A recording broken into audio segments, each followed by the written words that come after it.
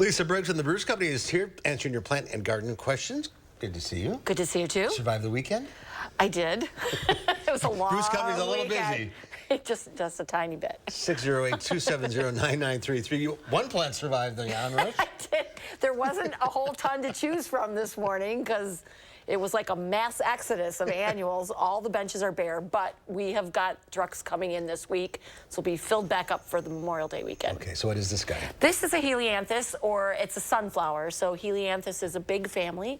They have plants in it that are perennial and some that are annual, and this is an annual one.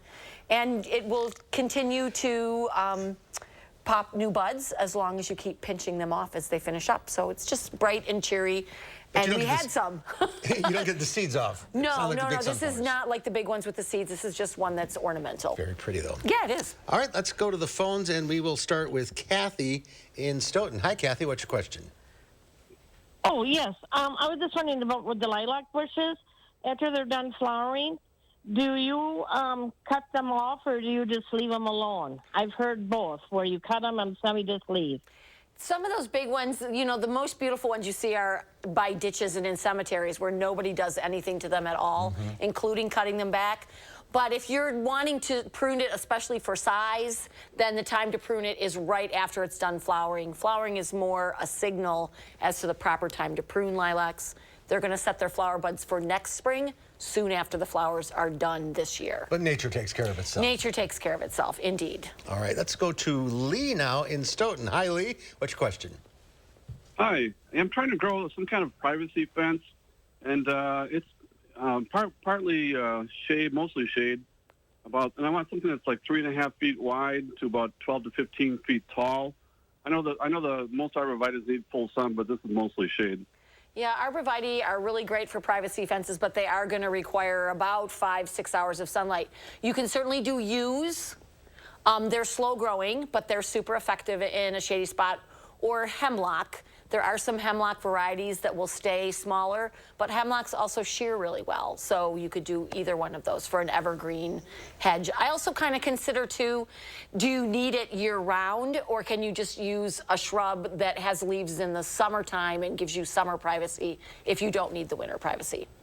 Something to consider. Okay. All right. Thanks. Oh, thank you. Thanks for the call. Let's go to Linda in Oxford. Hi, Linda. What's your question? Hi, my name's Linda, and I've planted rhubarb plants, and they've been in about 4 years.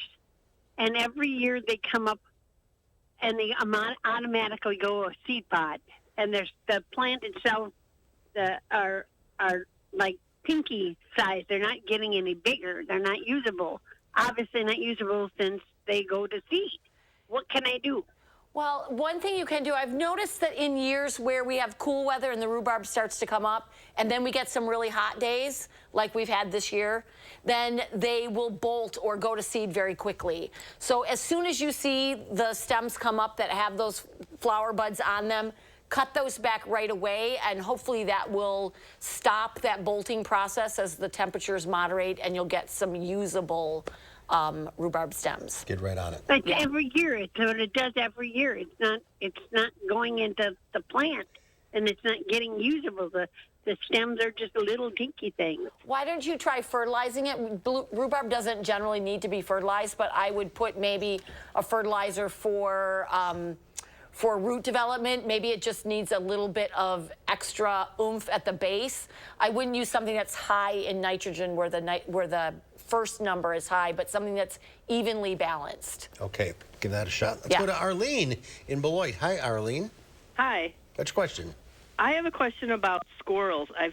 Squirrels are going and digging up my flowers every single day, and I've put cayenne pepper, sprinkled it, and it didn't matter. And I made a concoction that I saw online with paprika, black pepper, boil the water, and I put forks in there so that the tines are facing upward. Interesting.